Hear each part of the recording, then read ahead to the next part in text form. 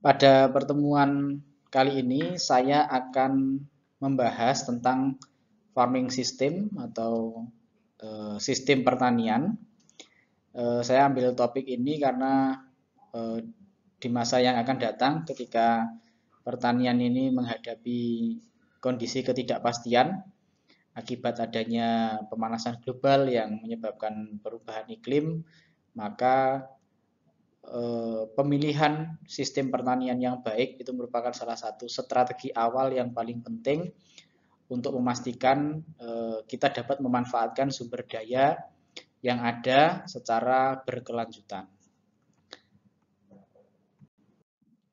Nah, sistem pertanian ini pengertiannya ya, sistem pertanian adalah mengacu pada kombinasi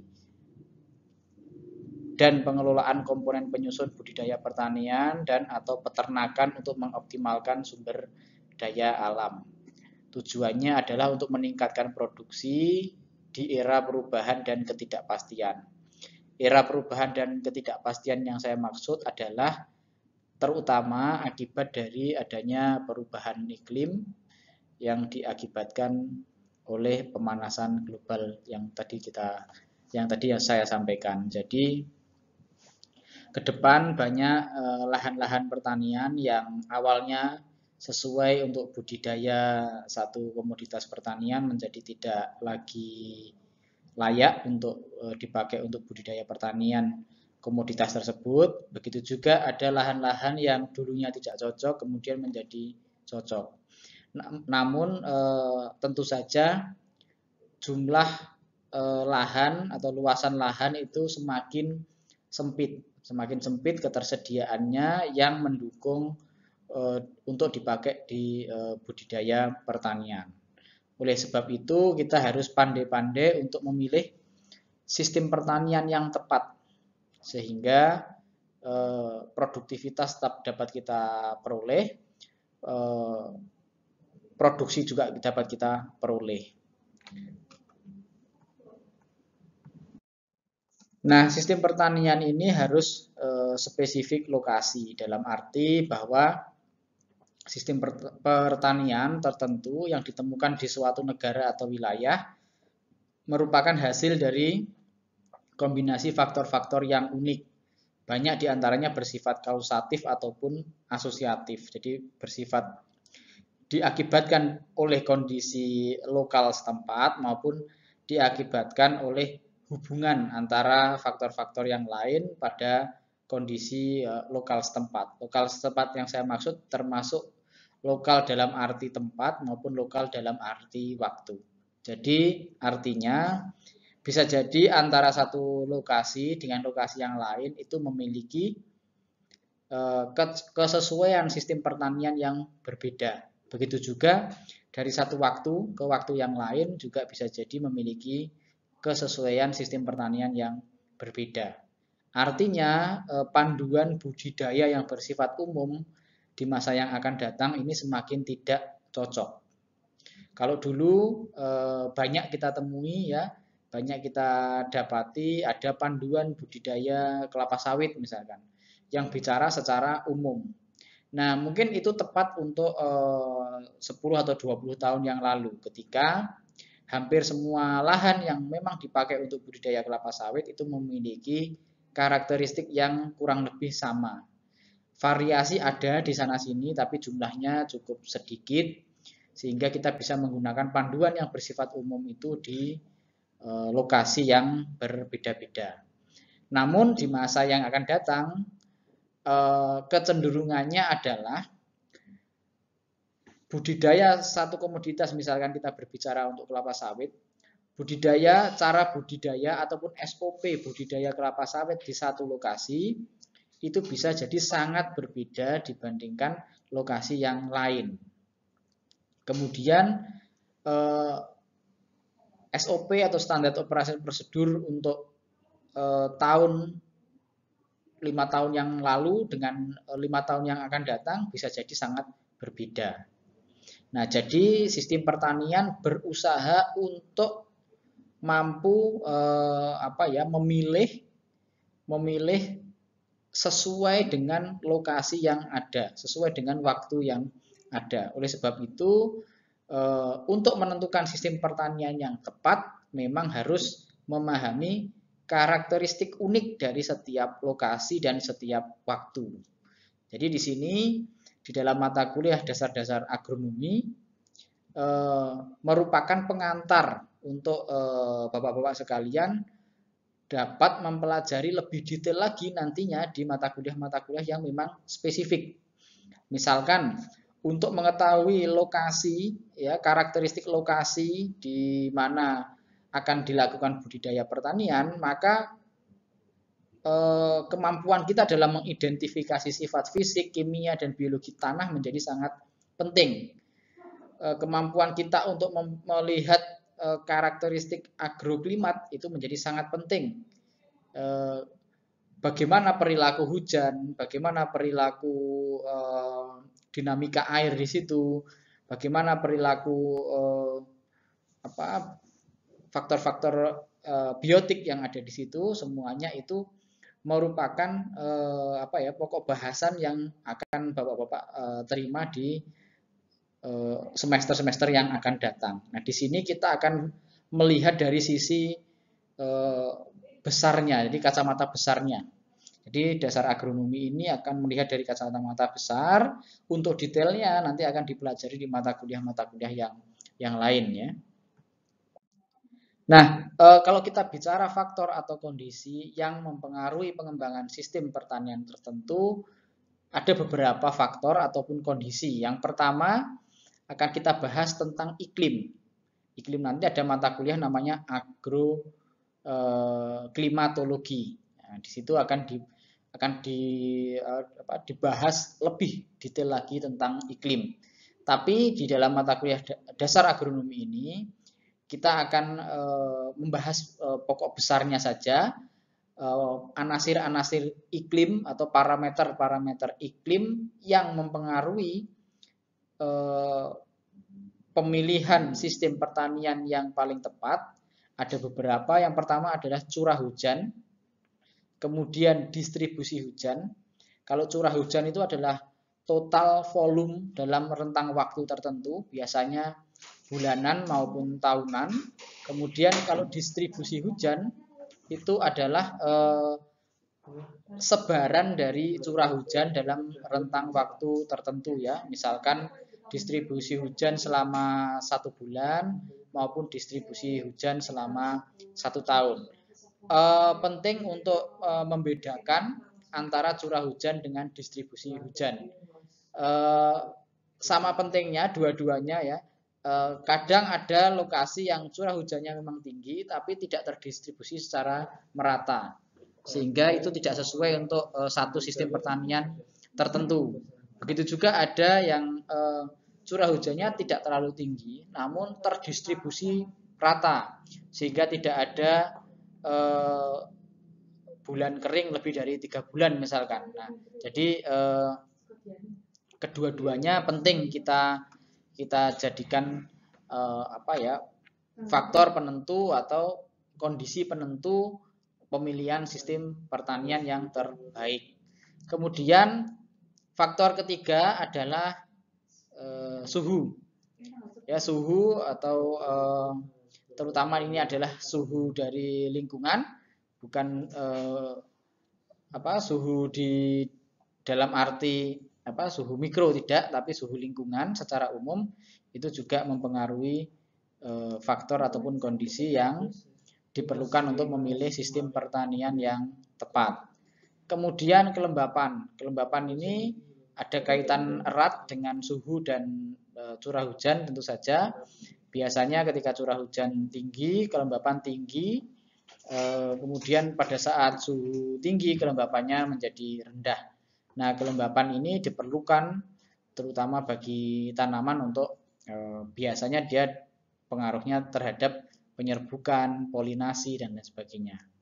Kemudian ada angin, intensitas penyinaran, kemudian durasi penyinaran, itu semuanya ada kaitannya dengan sinar matahari.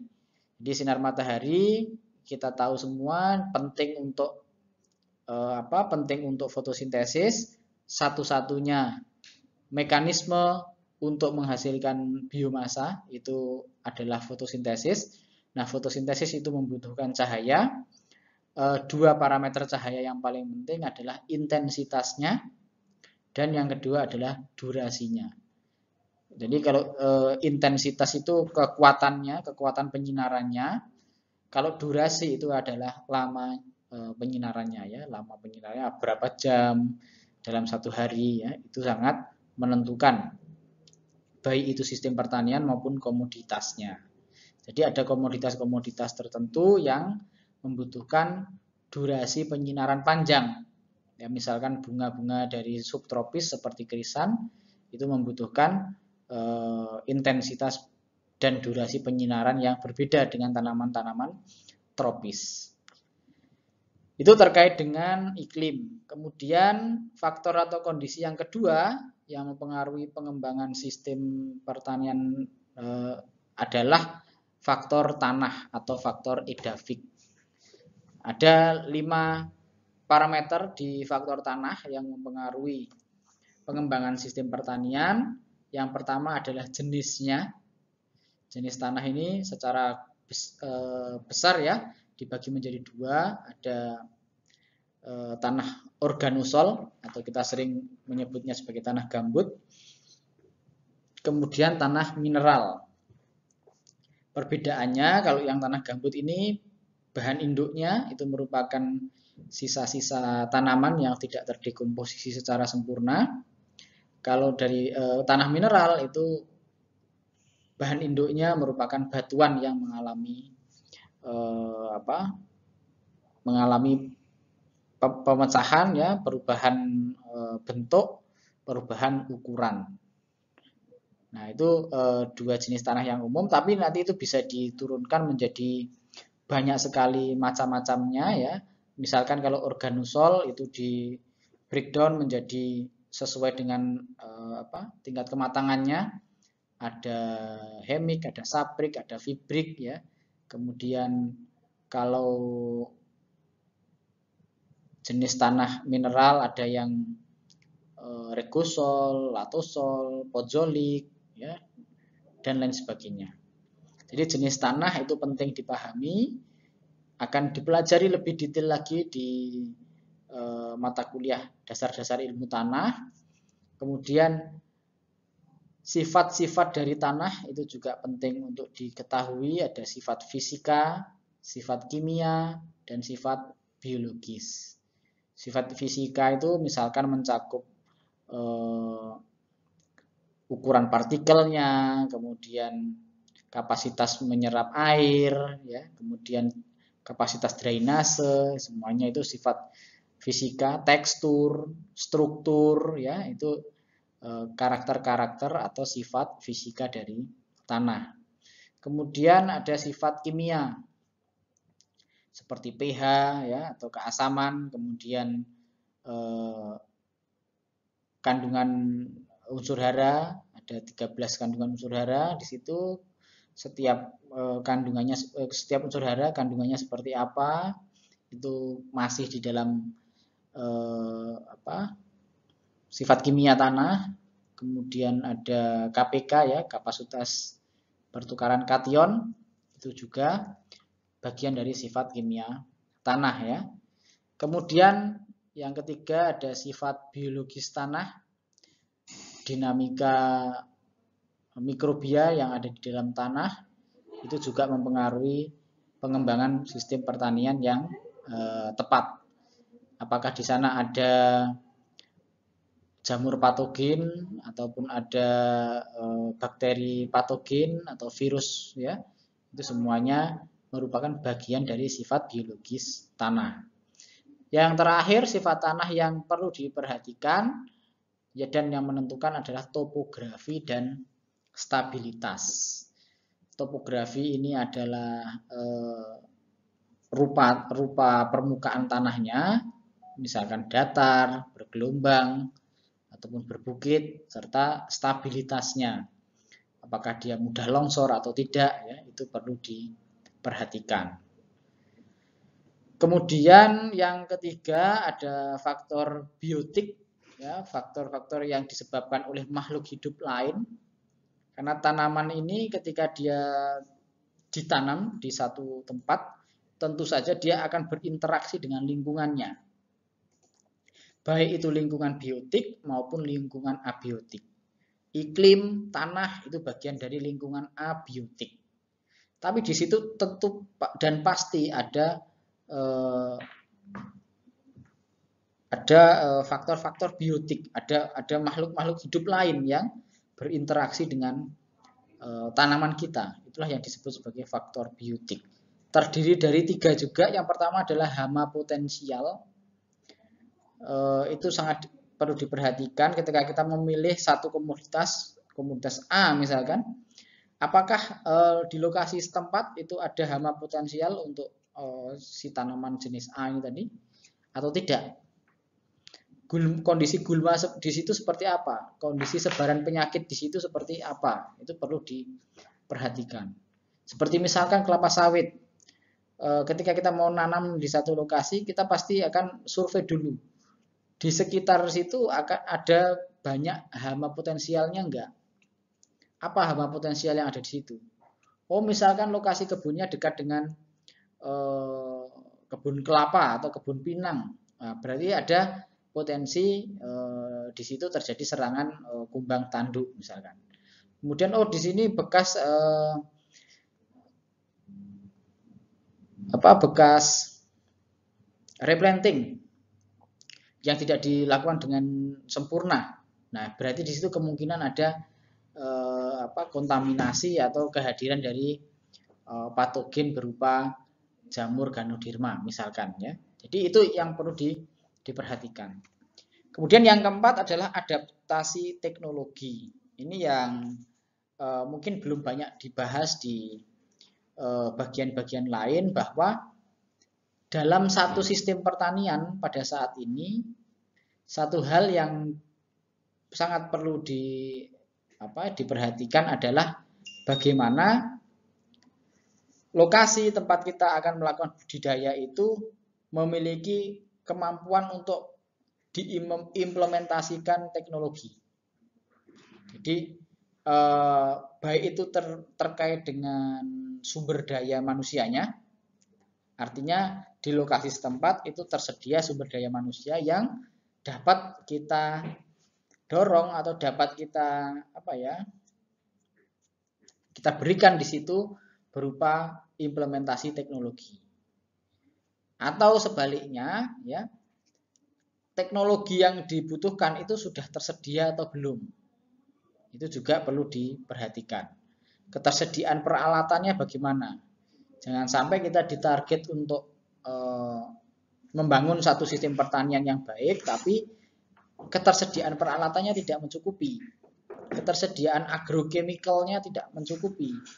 Ataupun ketersediaan varietasnya tidak ada. Nah, itu yang kita hindarkan ya, karena tentu akan menghambat terbangunnya sistem pertanian yang baik ketika kebutuhan kita itu tidak tersedia.